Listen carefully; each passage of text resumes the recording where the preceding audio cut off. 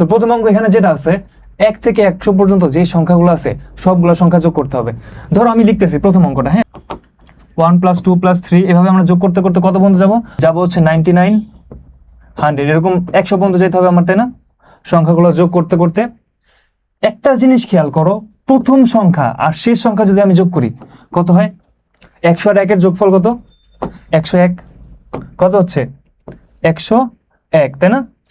আবার দেখো দ্বিতীয় সংখ্যা আর যদি এই সংখ্যাটা মানে শেষের আগের সংখ্যাটা যোগ করি কত আসে? 99 আর 2 101 আসে কিনা? আবারও 101 আসতেছে। আবার তৃতীয় সংখ্যা আর এই দিক থেকে 3 নম্বর সংখ্যা কত? 98, তাই না? এখানে আছে কত? 98।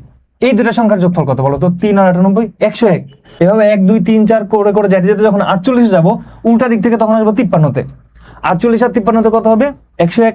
আবার দেখো এভাবে যখন 49 আসবো এখানে থাকবে 52, মানে এই উল্টা দিক থেকে আস্তে আস্তে 52-তে চলে আসছি, এদিক থেকে আস্তে আস্তে 49-এ চলে আসছি, যোগফল 101। আর মাঝখানে দুটো সংখ্যার যোগফল কত? সেই 101ই। তার মানে আমি বলতে পারি প্রথম সংখ্যা শেষ সংখ্যা, দ্বিতীয় সংখ্যা আর শেষ থেকে দ্বিতীয় সংখ্যা, তারপর তৃতীয় সংখ্যা শেষ দিক থেকে তৃতীয় সংখ্যা, এদের যোগফল সবসময় 101 হয়। অর্থাৎ দেখো আমরা অনেকগুলা জোড়া করতে পারি। প্রথম সংখ্যা শেষ সংখ্যা একটা জোড়া করলাম, পাইছি 101।